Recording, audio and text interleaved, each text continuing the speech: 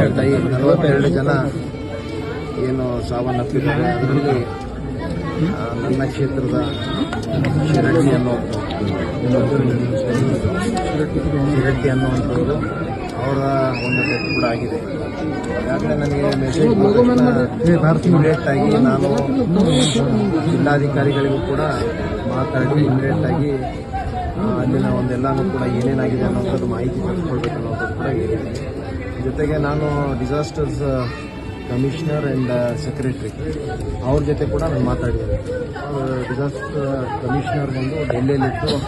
ಈಗಾಗಲೇ ಅವ್ರ ಕಮಿಷನರ್ಗೂ ಕೂಡ ಮಾತಾಡಿದ್ದಾರೆ. ಆ ಕಮಿಷನರ್ ಕೂಡ ಅವ್ರು ಕೋಆರ್ಡಿನೇಟ್ ಮಾಡ್ತಾ ಇದ್ದಾರೆ. ಡೆಲ್ಲಿಯಲ್ಲಿ ಅವ್ರಿಗೆ ಎಲ್ಲ ಅಲ್ಲಿಂದ ಒಂದು ಎಲ್ಲ ಪತ್ತೆ ಹಚ್ತಾ ಇದ್ದಾರೆ. ಯಾವ್ಯಾವುದು ಮರಣ ಆಗಿರೋದ್ರಿಂದ ಅದನ್ನು ಸರಿಯಾಗಿ ಪತ್ತೆ ಹಚ್ಚಲಿಕ್ಕೆ ಏನೂ ಆಗಿಲ್ಲ. ಅದನ್ನಾದ ತಕ್ಷಣ ಇಮಿಡಿಯೇಟಾಗಿ ನಾವು ಅಲ್ಲಿ ಎಲ್ಲ ಡೀಟೇಲ್ಸ್ ತಗೊಂಡು ಇಮಿಡಿಯೇಟಾಗಿ ನಿಮ್ಗೆ ಮಾಡ್ತೀವಿ ಅಂತ ಹೇಳಿದ್ದಾರೆ. ಪ್ರಮುಖವಾಗಿ ಅವರು ಮನೆಯವರ ಇದು ಏನಂತಂದರೆ ಅದು ಅಂತ್ಯ ಸಂಸ್ಕಾರಕ್ಕೆ ಹೋಗಲಿಕ್ಕೆ ಮನೆಯವ್ರಿಗೆ ಅವಕಾಶ ಅಲ್ಲ, ಅದನ್ನೀಗ ನಾನು ಕೇಳ್ಕೊತೀನಿ. ಮನೆಯವ್ರ ಜೊತೆ ಇಲ್ಲಿ ಹಿರಿಯರ ಜೊತೆ ಸಮಾಜದ ಮುಖಂಡರ ಜೊತೆ ಚರ್ಚೆ ಮಾಡಿ ಅದಕ್ಕೇನು ಬೇಕೋ ಅದರ ವ್ಯವಸ್ಥೆ ಎಲ್ಲ ನಾನು ಮಾಡ್ತೀನಿ.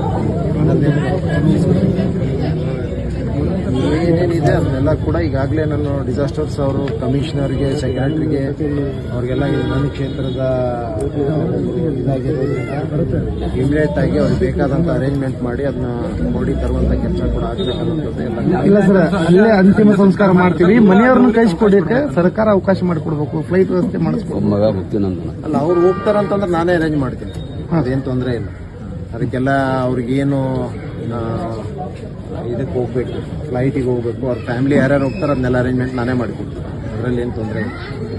ಅವ್ರೇನು ಅವ್ರ ಜೊತೆ ನಾನು ಚರ್ಚೆ ಮಾಡ್ಬೇಕು. ನಾನು ಇದೀಗ ತಾನೇ ಬಂದಿದ್ದೀನಿ. ಅವರು ಭಾಳ ದುಃಖದಲ್ಲಿದ್ದಾರೆ. ಎಲ್ಲವನ್ನೂ ಕೂಡ ವಿಚಾರ ಮಾಡ್ಲಿಕ್ಕೆ ಆಗಿಲ್ಲ. ಅವ್ರೇನು ಯಾವ ಥರ ಅಂತಿಮ ಸಂಸ್ಕಾರ ಅಲ್ಲೇ ಆದರೆ ಮತ್ತೆ ಹೆಂಗೆ ಅವ್ರು ಏನು ಮಾಡ್ತಾರೆ, ಅಲ್ಲೇ ಹೋಗ್ತಾರೆ ಅಂತಂದ್ರೆ ಎಷ್ಟು ಜನ ಹೋಗ್ತಾರೆ, ಏನು ಯಾರ್ಯಾರು ಹೋಗ್ತಾರೆ ಎಲ್ಲರಿಗೂ ಕೂಡ ಅರೇಂಜ್ಮೆಂಟ್ ಮಾಡಿ. ಈಗ ನಾನು ಜಸ್ಟ್ ನಮ್ಮ ಹಿಂದೆ ಆಗಲೇ ನಾನು ಆದ ತಕ್ಷಣ ಇಮಿಡಿಯೇಟ್ ಆಗಿ ನಮ್ಮ ಇವರು ಮೋನಿಶ್ ಮುದ್ಗಲ್ ಅವ್ರ ಜೊತೆಗೆ ಆಗಲೇ ಮಾತಾಡಿದ್ದೀನಿ. ಅವರು ಡೆಲ್ಲಿಯವರೇ ಇರೋದ್ರಿಂದ ನಾನೆಲ್ಲಾನು ಕಾಂಟ್ಯಾಕ್ಟ್ ತೊಗೊಂಡು ತಮಗೆ ಅಪ್ಡೇಟ್ ಮಾಡ್ತೀನಿ ಸರ್ ಅಂತ ಕೂಡ ಹೇಳಿದರು. ಅದ್ರ ಜೊತೆಗೆ ನಮ್ಮ ಕಮಿಷನರ್ ಜೊತೆ ಕೂಡ ಮಾತಾಡಿದ್ದೀನಿ.